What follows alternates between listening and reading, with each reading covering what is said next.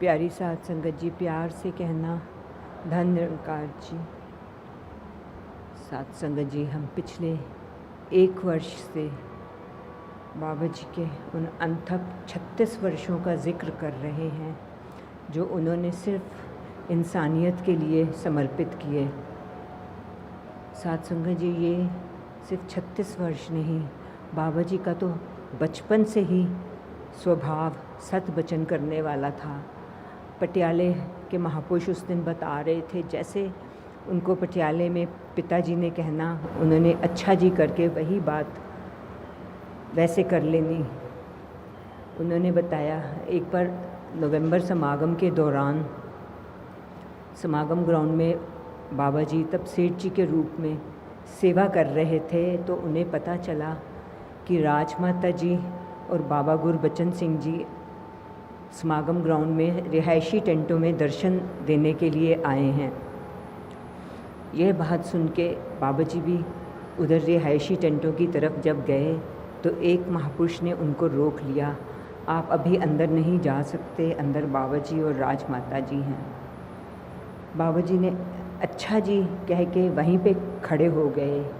अब वो चाहते तो अपनी पहचान बना के अंदर जा सकते थे, पर उन्होंने ऐसा नहीं किया।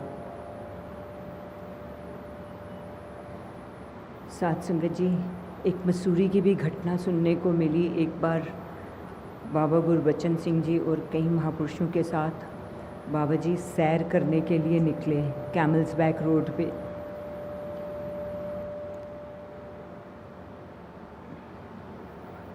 थोड़ा ही आगे गए तो बाबा गुरबचन सिंह जी ने बोला, ये रास्ते में जो पत्थर पड़ा हुआ है इससे किसी को भी ठोकर लग सकती है, चोट लग सकती है, इसे यहाँ से हटा देना चाहिए।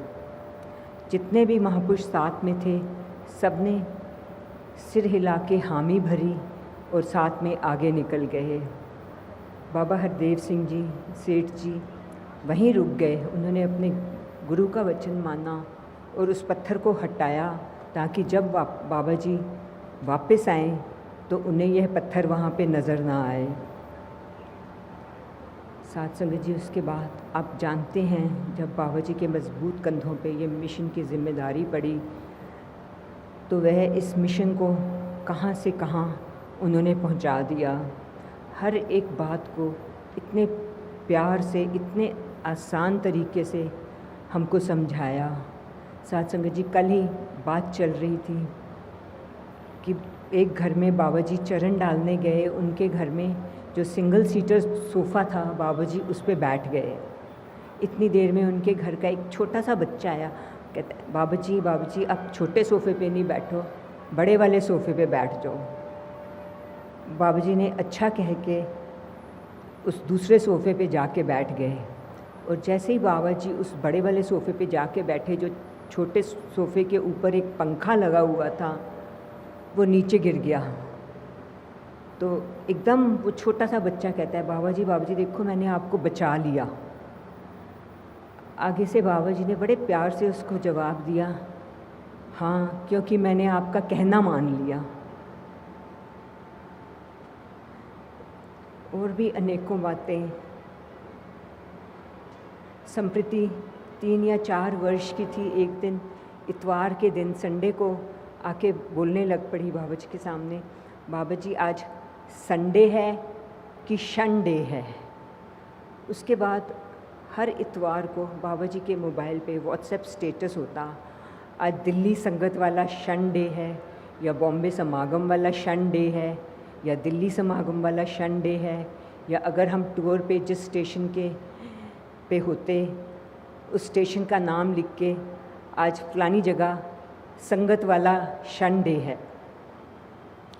पहले तो हमें लगा एक बच्चे को ही बाबा जी कोट करके सबको हंसा रहे हैं, पर बाद में रियलाइज़ हुआ इंग्लिश में शन, SHUN, शन मीन्स टू स्टे अवे, अपने से दूर करना। बाबा जी ने हमें ये समझाया सिर्फ एक छोटे से इस सेंटेंस में कि जितनी भी हमारे अंदर नेगेटिविटीज़ हैं, बुरी आदतें हैं, ईगोज़ हैं, हम उन सबको अपने से दूर करें। हम जब संगत में जाते हैं तो अगर सारा कुछ एक साथ नहीं छोड़ सकते तो एटलीस्ट संगत से अच्छी बातें लेके आएँ, अपनी एक दो बुराइयाँ वहीं पे छोड़ के आएँ। साथ संगत जी, एक बार मसूरी में ट्रैकिंग करते समय, आप सब जानते ही हैं बाबाई को स्पोर्ट्स का, ट्रैकिंग का, गेम्स का बहुत शौक़ था। ट्रैकिंग करते समय हम लोग काफ़ी नीचे उतर गए और जो ही काफ़ी नीचे पहुंच गए तो उधर बाबा जी का पाँव मुड़ गया। पाँव मुड़ने से काफ़ी दर्द हुआ, पर बाबा जी ने किसी को बताया नहीं, किसी को अपनी फेस एक्सप्रेशन से महसूस भी नहीं होने दिया। और जब हम लोग ऊपर चढ़ के मेन रोड पे पहुँचे, वहाँ गाड़ी में बिठा के एक्सरे के लिए लेके गए बाबा जी को, तो डॉक्टर ने कहा पैर का मांस फट गया है, 2-3 हफ्ते अब बेड रेस्ट पे रहना पड़ेगा। साथ संगत जी, जब हम घर पहुँचे, हमें समझाने के लिए बाबा जी ने बताया सबको। जब मुझे डॉक्टर ने बोला कि मुझे 2-3 हफ्ते बेड रेस्ट करना पड़ेगा, तो एक बार तो मुझे बहुत महसूस हुआ, क्योंकि मसूरी ही आके मैं वॉलीबॉल खेलता हूँ, एक्सरसाइज भी हो जाती है, मेरी सैर भी हो जाती है, और अब मैं 2-2.5 हफ्ते ये नहीं कर पाऊँगा। पर साथ ही बाबा ये फरमाने लगे कि अगले पल जब मुझे निरंकार का ध्यान आया तो निरंकार की रज़ा उसको माना, और निरंकार की रज़ा मान के, चाहे उस चोट ने ठीक होने में टाइम भी उतना ही लिया और दर्द भी उतनी ही देर में गया जितनी देर में डॉक्टर ने बोला था, पर जो मन में पहले बेचैनी सी थी वो ठीक हो गई। सत्संग जी, ऐसे ही एक इंसिडेंट हुआ, it was a big learning for me. हम जब भी टूर पे जाते थे तो हमेशा मेरी आदत थी, मैं पलकों की नुक्कड़ देखती साफ़ है कि नहीं, पर्दे के पीछे या खिड़कियाँ सब चेक करती साफ़ है कि नहीं। एक बार हम लोग किसी बहुत इंटीरियर छोटे से शहर में गए, वहाँ पे शायद होटल था या गेस्ट हाउस था, मुझे याद नहीं। उस कमरे में ज्यों ही घुसे, उसमें जाले, काफ़ी जाले थे, मच्छर थे, छिपकलियाँ थीं। मेरे को तो अंदर घुसने से ही जैसे डर लगने लग पड़ा। तो फिर सब जो साथ में थे, किसी ने गुड नाइट जलाई, कॉयल जलाई या कछुआ छाप जलाया, पर वो मच्छर वहाँ से जाए ही ना। फिर उधर ही किसी लोकल महापुरुषों ने बोला, आप वो गोबर की पाती जला दो, सब मच्छर उड़ जाएंगे कौडंग से। उसको जब जलाया तो मच्छर सारे थोड़े उड़ गए, थोड़े वहीं पे मर गए। पर वो इतना रूम में मेरे को इतना अजीब सा लग रहा था। खैर बिस्तरे पे लेट तो गए, पर जैसे रेस्टलेसनेस, नींद भी नहीं आ रही। और बाबा कहें सो जा अब तो सब ठीक है थोड़ी। और जैसे आप सब जानते हैं, बाबा को रात को सोने से पहले थोड़ी चरणों की सेवा करवाते थे। साथ संगत जी, थोड़ी देर वो महापुरुष सेवा कर ही रहे थे तो उसी पलंग का एक पैर टूट गया। ऑलरेडी रात के 3-4 बज चुके थे। अब समझ नहीं आ रहा था कि वो पलंग को ऊंचा कैसे किया जाए। इतनी देर में किसी ने कहा गाड़ी में से जैक ले आओ और बेड के नीचे लगा दो, ऊंचा कर देते हैं बेड पे।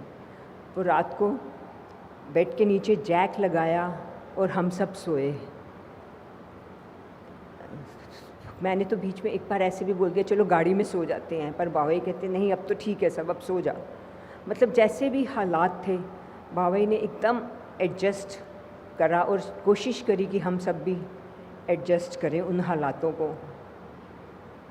साथ संगत जी, अवनीत जी के बारे में भी आप सब जानते हैं। एक छोटे से समय में उसने सबको इतना प्यार दिया, सबसे इतना प्यार लिया। साथ संगत जी, उसे क्रिकेट का बहुत शौक़ था, रोज़ क्रिकेट प्रैक्टिस करता था। एक दिन एक बच्चे ने उसको बोला, भैया आप तो इतना अच्छा क्रिकेट खेलते हैं, फिर आप रोज़ रोज़ प्रैक्टिस क्यों करते हैं? आगे से अवनीत ने बोला, मैं रोज़ रोज़ प्रैक्टिस इसलिए करता हूँ ताकि जिस दिन मैच हो मैं बहुत अच्छा खेल पाऊँ। इसी बात को अभी ने संगत के साथ जोड़ते हुए आगे बात बढ़ाई। कहने लगा हमें संगत भी रेगुलर करनी चाहिए, क्योंकि हम जो जो संगत करते हैं हमारे अंदर भक्ति, हमारे अंदर प्रीत प्यार की आदत आती है, और जब ये आदत आती है तो ये हमारा स्वभाव ही बन जाती है। और फिर हमें कभी कोई भी मुश्किल हो तो हम कतराते नहीं हैं, हम कभी घबराते नहीं हैं, क्योंकि हमारे स्वभाव में हम लोग निरंकार के साथ पूरी तरह से जुड़ चुके होते हैं। साथ संगत जी, कुछ समय पहले एक बहन आई, कहने लगी, माता जी मेरा बेटा हुआ है, मैंने उसका नाम अवनीत रखा है।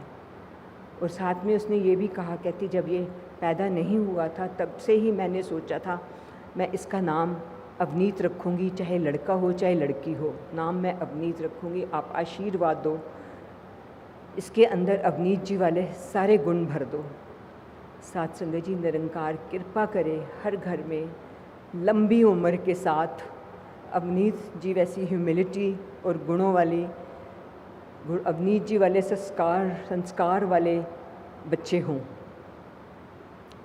साथ संगत जी, बाबा जी ने तो अपनी पूरी ज़िंदगी समर्पित करी इंसानियत के लिए।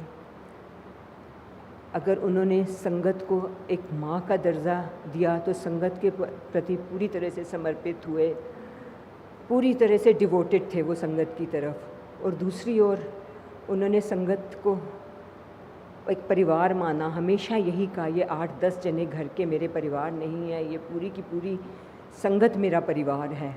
और अगर संगत को परिवार माना तो एक पिता की तरह एक एक बच्चे को उन्होंने अपनी जान से भी ज़्यादा संभाल के रखा, सबका इतना ध्यान रखा।